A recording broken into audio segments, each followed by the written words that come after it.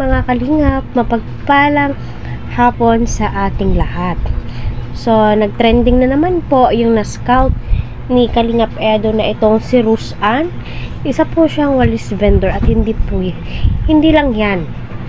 So, marami siyang itinitinda para sa ganon ay mabuhay po sila ng kanyang nanay at po ng paraan upang kumita po sila ng pera ay ginagawa po nila.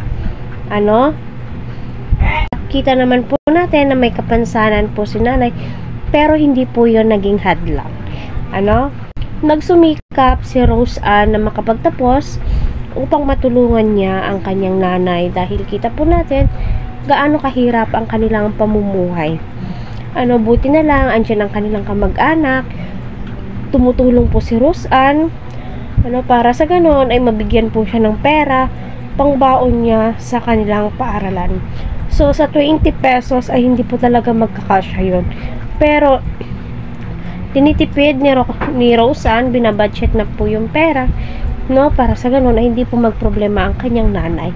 Hindi po naging hadlang ang kahirapan para hindi po siya makapag-aral. So totoo po yung sinabi po nila, once na gusto mong makapagtapos at magsusumikap ka po talaga, ay may mararating ka at matatapos mo yung gusto mo.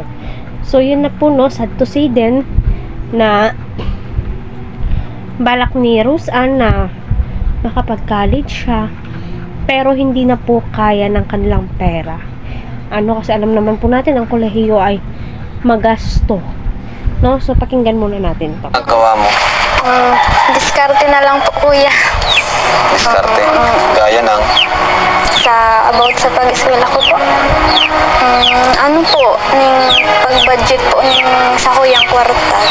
Ako na lang po ang naka-budget para sa diri. So ayun sa halagang 20 pesos araw-araw.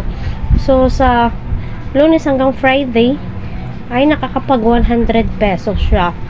Tuwing uuwi siguro siya ay dumidiskarte siya kung ano sa tingin niya na magkakaroon po siya ng pera.